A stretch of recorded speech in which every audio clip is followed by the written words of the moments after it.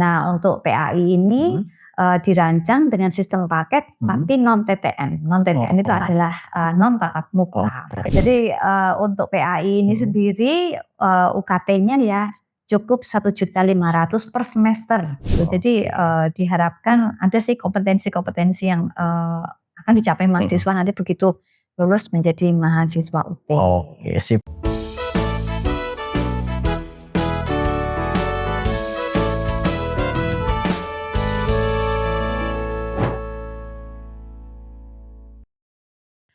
Assalamualaikum warahmatullahi wabarakatuh. Selamat pagi sahabat UT Surakarta dimanapun Anda berada. Balik lagi di Potsuka, podcastnya UT Surakarta. Oke, hari ini ada kabar gembira lagi.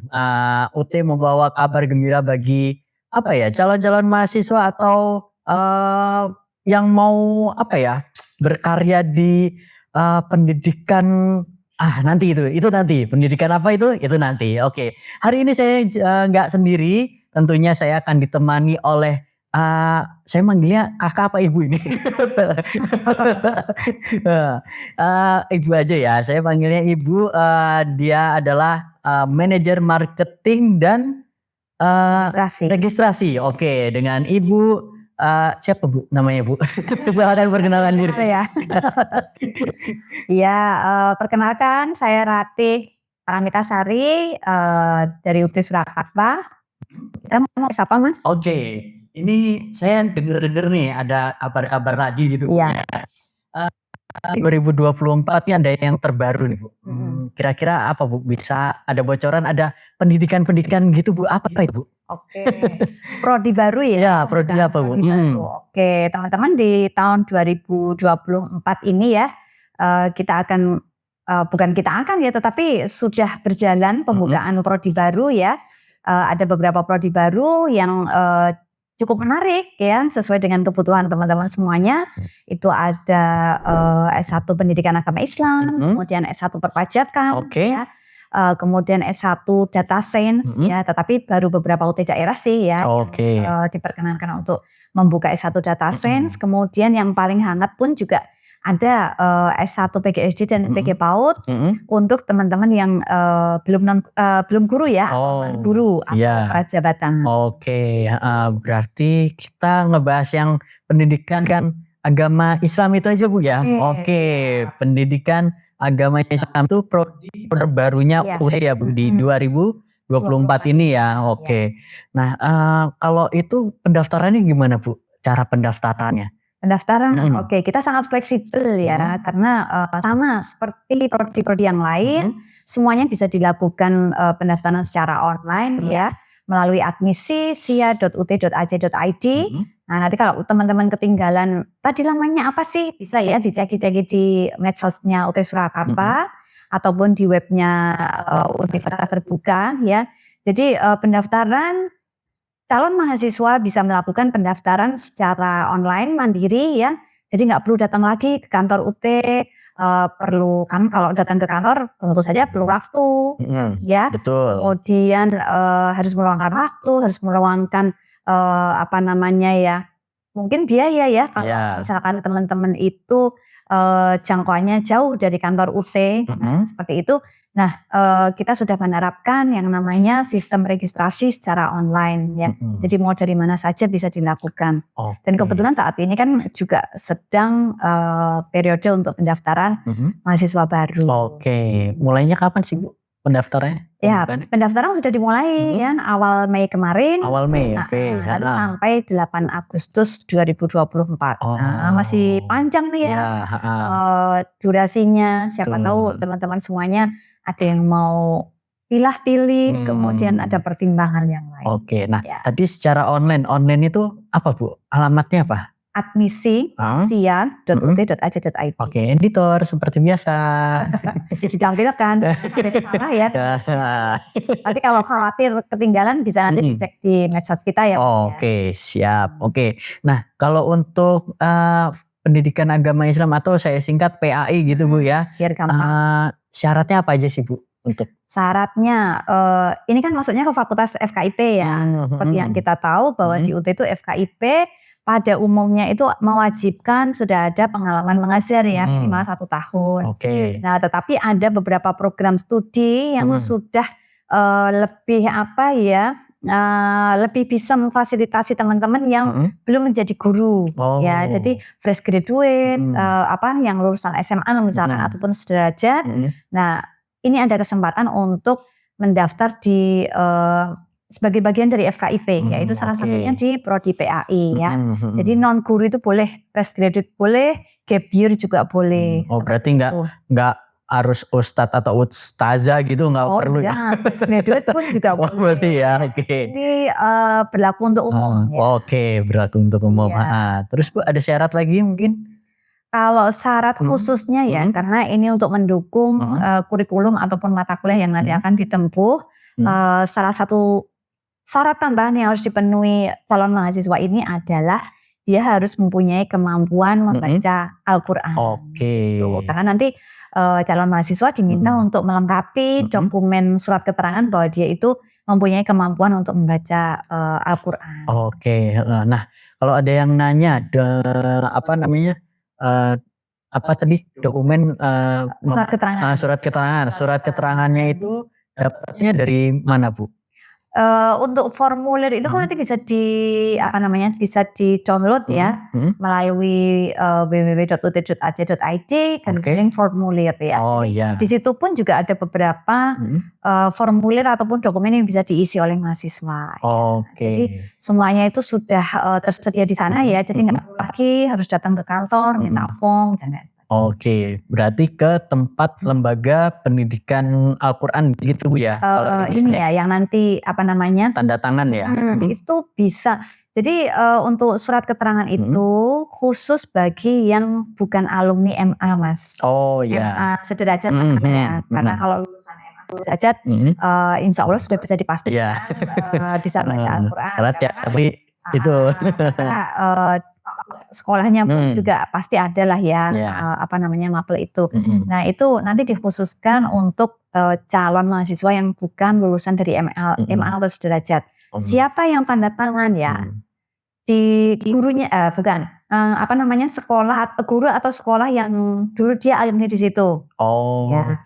Kemudian bisa juga misalkan sudah gap year lama sudah lulus lama, saya harus datang ke sekolah gitu ya dan jauh misalkan. Itu boleh nanti dari lingkungan rumah itu kan juga ada taman gitu ya. Al-Quran gitu ya. Itu kan ada guru ngajinya di sana. Boleh kok minta dari situ. Ataupun dari takmir masjid ya. Pokoknya yang bisa meyakini bahwa calon mahasiswa ini mempunyai kemampuan itu.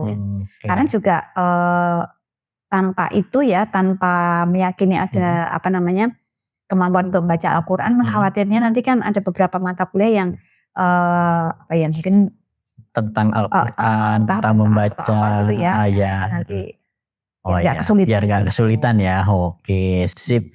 Oke, nah untuk programnya sendiri Bu, PAI ini SIPAS atau non SIPAS nih Bu? Ya, karena mau buka baru 2 semester ini ya Mas ya, baru 2 semester ini sampai saat ini ditawarkan untuk SIPAS ya. SIPAS itu paket ya. Paket ya. Paket artinya mahasiswa itu nanti sudah terpaket nih semester 1 kan paketannya 8 semester ya. 8 semester. Setiap semesternya itu juga gak perlu pusing lagi nih saya harus mengambil mata kuliah apa sih ya. Jadi itu pun juga sudah dirancang sedemikian rupa ya untuk per semesternya juga mata kuliahnya gak berat semua, gak gampang semua, tapi bobot mata kuliahnya pun sudah diatur ya. Jadi tentu yang paketan awal kan ya dasar-dasar dulu ya, mungkin mata kuliah yang berat seperti itu. Nah untuk PAI ini dirancang dengan sistem paket tapi non TTN. Non TTN itu adalah non tatap muka. Berarti online ya. Artinya nanti mahasiswa pun juga bisa melakukan perkuliahan ataupun belajar itu nggak perlu yang tatap muka, harus datang ke tempat yang sudah ditentukan begitu ya. Tetapi kan kita juga ada fasilitas yang namanya tutorial online ya, bisa diakses dari mana saja, kapan aja, sangat fleksibel. Fleksibel. Fleksibel. Dan ini cocok sekali ya bagi mahasiswa yang kan kita mayoritas mahasiswa kita ini ya apa sudah bekerja, ya. Atau yang Jadi, sibuk usaha gitu. macam-macam. Artinya banyak aktivitas selain untuk kuliah. Jadi dengan fleksibilitas ini, silakan mahasiswa itu mengatur, kan ada ya tagline kuliah sesuai dengan gayamu. Gayamu belajar, kalau misalkan malam semuanya monggo, pagi monggo. Yang penting capaian kompetensi yang harus dicapai ya harus terpenuhi. Betul sekali. Oke, nah yang terpenting nih, berapa sih uang kuliahnya? Nah, sekarang ini kan baru panas ya Mas ya. Baru panas, apalagi cuaca di luar juga panas. Gak ada hujan lagi ya. Nah ini kan baru panas dengan UKT ya, di mana-mana UKT mahal, perguruan tinggi juga UKT-nya mungkin ada yang belum menjangkau seperti itu ya. Nah ini menjadi solusi juga ya Mas Sudar ya, bahwa UT sebagai perguruan tinggi negeri, UKT-nya itu sama uang jajannya mahasiswa kayaknya lebih mahal uang jajannya mahasiswa.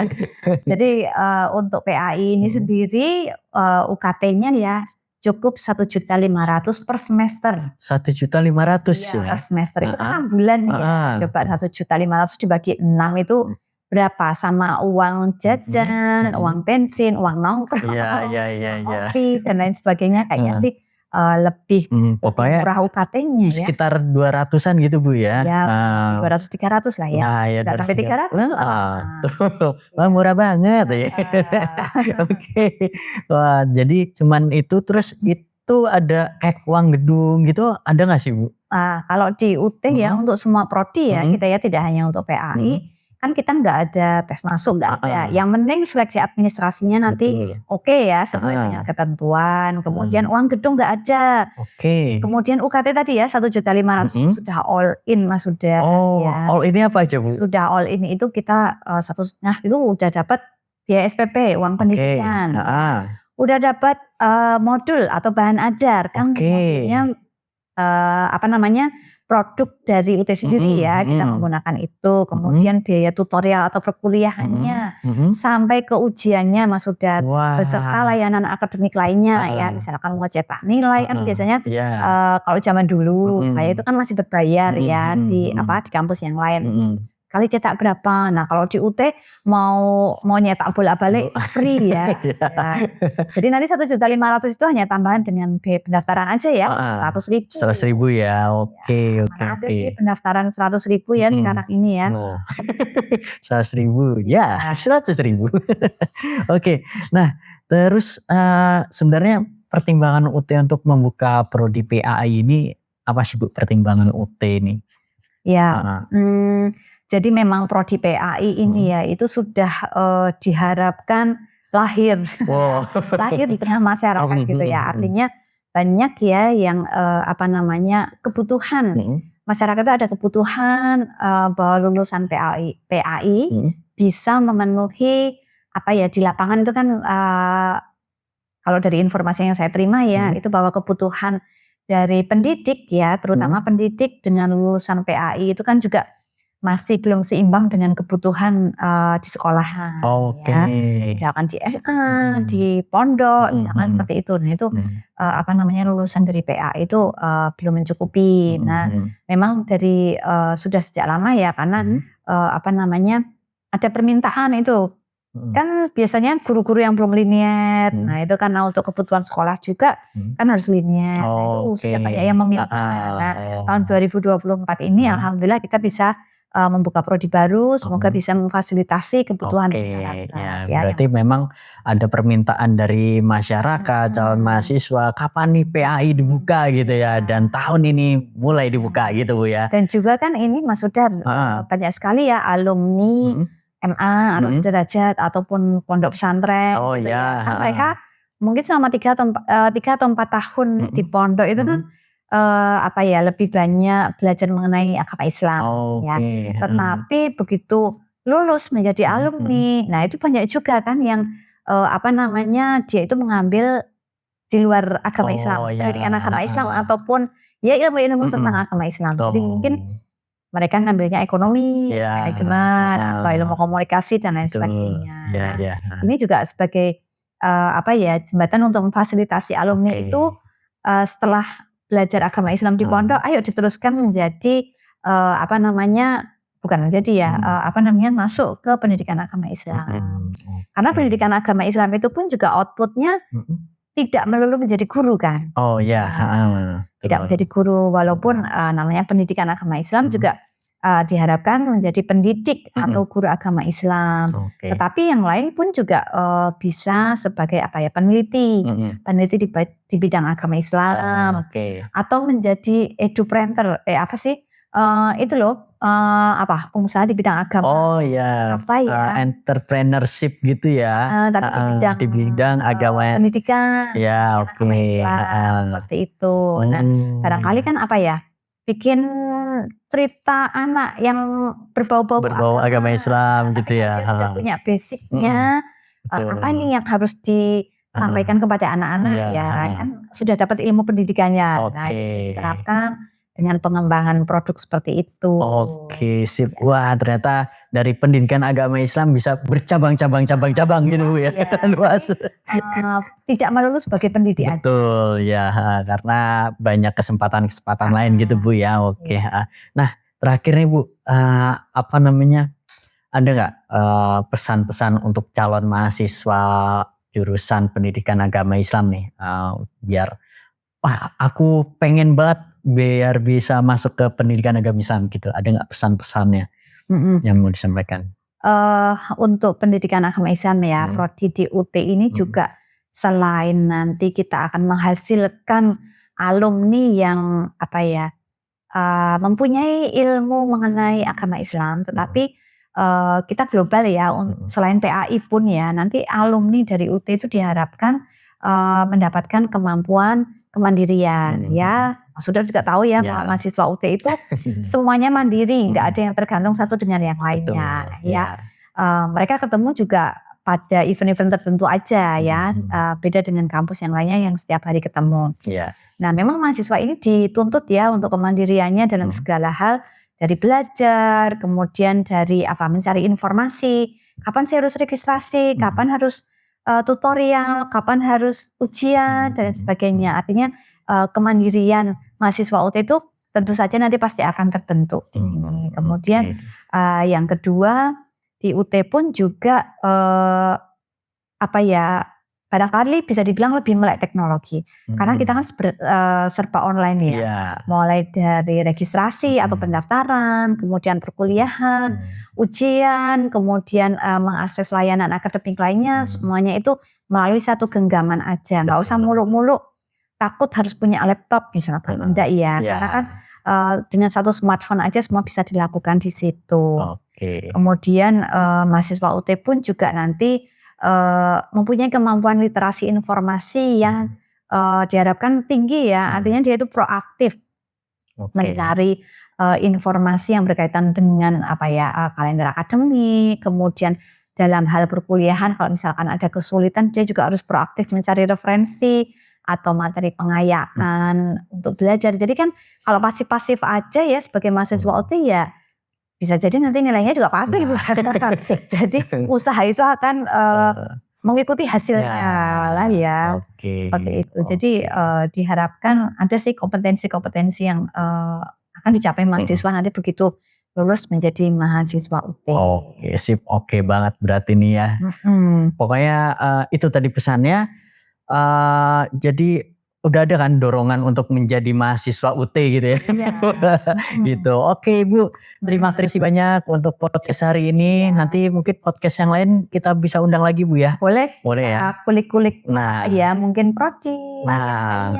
Betul sekali. Nah, untuk sahabat di rumah, mungkin kalau ada masih bingung tentang UT atau mau ngebahas tentang apa nih Potsuka nih, tulis komennya di bawah ini, tulis aja mau tentang apa, nanti kita akan buat segmen tersendiri gitu ya.